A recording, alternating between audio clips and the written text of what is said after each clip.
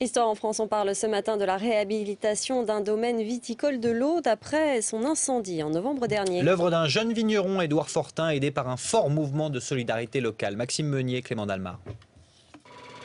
Édouard Fortin ne pensait pas qu'en 2014, il pourrait produire du vin. Mais grâce à la solidarité d'autres vignerons qui lui ont donné du raisin, une nouvelle cuvée prend forme. Aujourd'hui, son ami Jean-Baptiste lui prête sa cave. Ça m'a permis d'avoir un lieu pour pouvoir au moins repartir avec cette cuvée solidarité, de pouvoir collecter le vin, de pouvoir le mettre en bouteille, l'étiqueter, le mettre en carton, le stocker, voilà, jusqu'à la vente. Ça m'a sorti la tête de l'eau.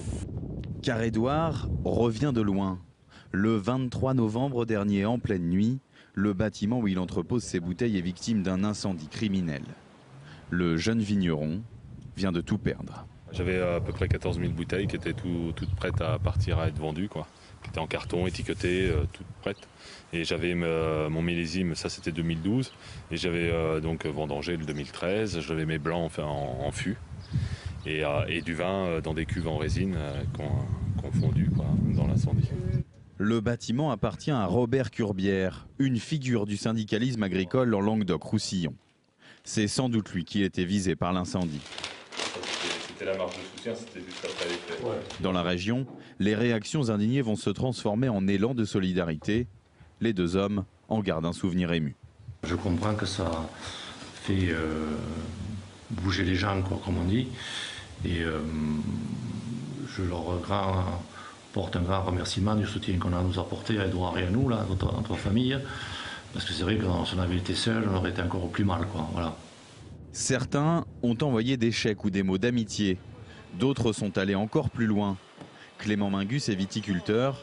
Il a donné 500 litres de vin pour la cuvée solidaire, sans se poser de questions.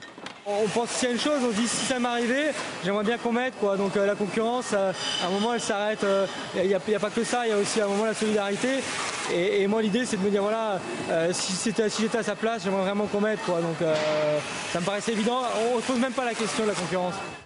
Pour vendre les 6000 bouteilles de la cuvée solidaire, Édouard peut compter sur les cavistes de la région. Ça va ? Dans cette boutique, la cuvée solidaire occupe une place de choix en vitrine.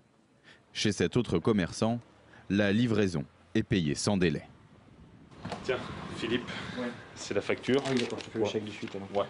Le sourire, j'ai l'envie, j'ai la niaque. Et voilà, je mets en œuvre avec tout le monde pour que ce soit une très très mauvaise parenthèse le plus rapidement possible, quoi. Loin du tumulte, les vignes d'Édouard continuent de pousser. En septembre, une nouvelle vendange aura lieu. La cuvée 2014 devrait porter le nom d'Édouard Fortin.